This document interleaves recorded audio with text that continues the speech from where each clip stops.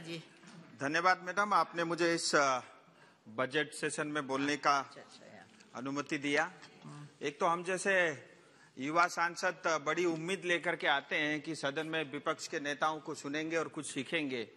आज बड़ी निराशा हुई और मैं वित्त मंत्री जी से ये भी निवेदन करता हूं कि अपने जवाब में जरा एक बार अच्छे से बजट दोबारा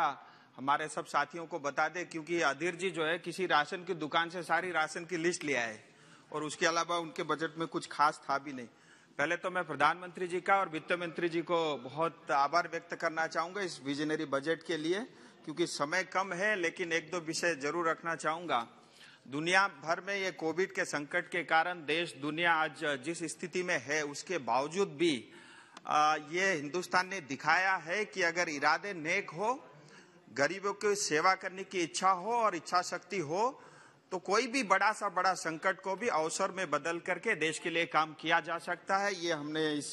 कोविड संकट के समय में देखा। मैं बाकी नंबर्स की बात नहीं करूंगा मैडम, क्योंकि मैं दार्जिलिंग पहाड़ से आता हूं। कुछ विशेष बातें ऐसी थी जो खास करके नॉर्थ ईस्ट या बॉर्डर के इलाके के लिए बहुत ऐसी योजनाएं थी जो आने वाले समय में उनकी दिशा और दशा को बदल के रख देगी।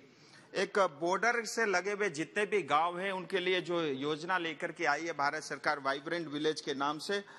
इससे दार्जिलिंग जैसे और नॉर्थ ईस्ट के पहाड़ी क्षेत्र को बहुत लाभ होगा, क्योंकि दार्जिलिंग एकमात्र जिला ऐसा है देश में जहां 4 इंटरनेशनल बॉर्डर से लगा हुआ है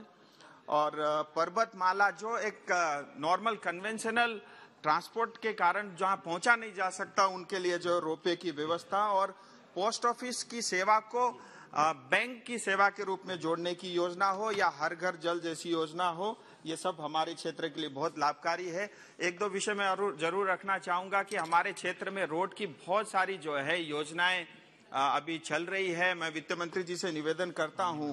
कि ज्यादा से ज्यादा फंड हमारे जैसे पिछड़े हुए क्षेत्र को मिले। अंत में एक ही बात मैं रखना चाहूंगा सर,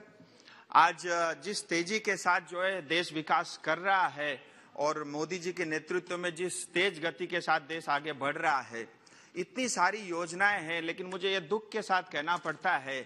कि दार्जिलिंग में ऐसी कोई भी योजनाएं नहीं पहुंचती। उसका मुख्य कारण ये है कि 2005 से अभी तक कोई पंचायत के चुनाव हुए नहीं, कोई इलेक्टेड बॉडी वहां पे काम करता नहीं, सांसद और विधायक की पश्चिम बंगाल में चलती नहीं, और पश्चिम बंगाल खुद ही 35 साल जब सीपीएम ने राज किया 2 लाख करोड़ का कर्जा था, पिछले 11 साल में एक कर्जा बढ़ के 6 लाख करोड़ के पार हो गया है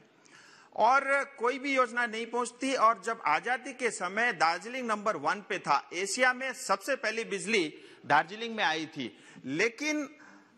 जानबूझ के गलत नीयत और इरादों के कारण दार्जिलिंग आज सीपीएम टीएमसी के कारण पिछड़ा है और 86 के बाद लगातार आंदोलन होते रहे हैं, अलग राज्य की मांग उठती रहती है और हमारी सरकार ने भी, पार्टी ने भी ये कहा है कि हम स्थायी राजनीतिक समाधान करेंगे, उसके लिए टॉक्स भी चल रहा है। मेरी 2 ही विनती है सर कि स्थायी राजनीतिक समाधान जल्द से जल्द हो, जिससे जो मोदी जी की योजना है उसका लाभ दार्जिलिंग की जनता को मिले और जो गोरखाओं की जो भावना उसके कदर के रूप में उसके हिसाब से स्थायी राजनीतिक समाधान हो। और इसके साथ ही गोरखाओं में 11 जाति ऐसे हैं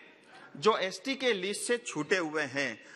1931 और 1941 के जो लिस्ट है उसके वहां तक भी ये एसटी थे, लेकिन उसके बाद से उस लिस्ट से बाहर हो गए। ये बहुत लंबी और पुरानी उनकी मांग है। मैं सर आपके माध्यम से भारत सरकार से ये निवेदन करता हूं कि दार्जिलिंग की जो गरिमा है उसको देखते हुए ये सारे मुद्दे हमारे क्षेत्र के लिए जल्द से जल्द हो। आपने समय दिया इसके लिए बहुत बहुत धन्यवाद।